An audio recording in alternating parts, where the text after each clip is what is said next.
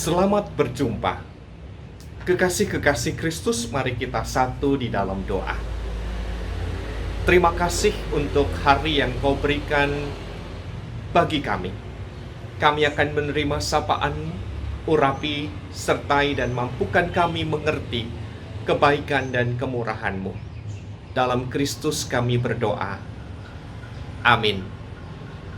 Kekasih-kekasih Kristus, kerendahan hati adalah hal yang perlu bagi kita semua sebagai pengikut Kristus.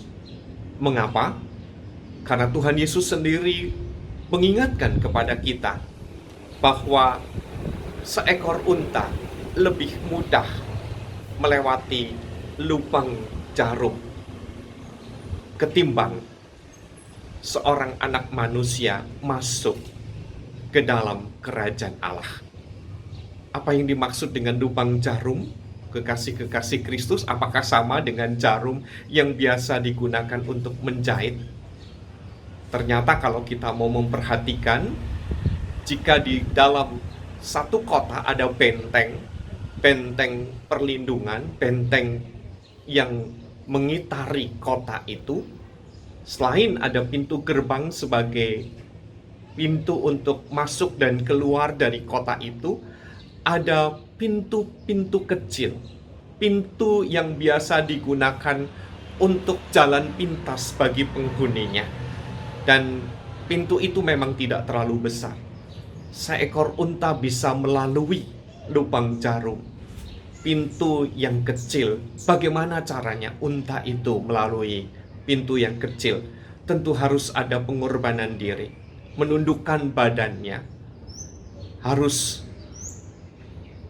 mau dan menempatkan dirinya tidak seperti biasanya.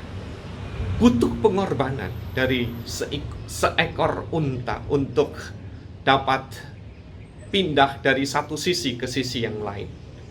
Demikian juga bagi kita, siapapun orang yang mau mengikut Kristus masuk ke dalam kerajaan Allah, maka harus ada kesediaan diri, kesediaan hati untuk merendahkan hidupnya di hadapan Allah, untuk tunduk dengan apa yang Allah mau, bukan suka-suka kita, tidak sakarpe dewe atau semau gue.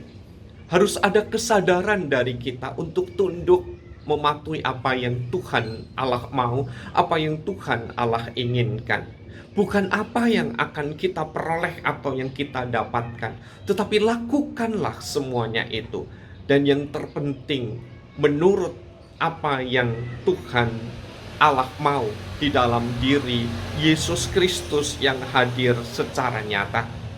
Seperti ketika Petrus menanyakan, lalu apa yang akan aku peroleh? Tuhan Yesus berkata bahwa sesungguhnya semuanya haruslah dilakukan dengan sukacita, haruslah dilakukan dengan penuh syukur. Jika semuanya itu dilakukan dengan sungguh-sungguh, maka mau tidak mau bukan upah yang akan diperoleh seperti seorang yang mengabdi kepada raja, seorang yang mengabdi kepada majikan, tetapi lakukanlah semuanya dengan kesungguhan dan ketulusan hati. Bukan upah yang akan diperoleh atau hadiah yang akan diperoleh. Kalau dengan sungguh-sungguh mau melakukan apa yang Tuhan Allah mau menurut Yesus Kristus, maka semuanya akan diperoleh dan mendatangkan kebaikan. Yang terpenting adalah kerendahan diri kita di hadapan Tuhan dan kerendahan hati kita di hadapan sesama kita. Tuhan Yesus menyertai dan memberkati kita semua. Kita berdoa. Terima kasih Bapa untuk sapaan-Mu. Terima kasih untuk kekuatan yang memampukan kami mau merendahkan hidup kami di hadapan-Mu, merendahkan diri kami di hadapan-Mu, dan merendahkan hati kami bagi sesama. Dalam Kristus kami memohon. Amin.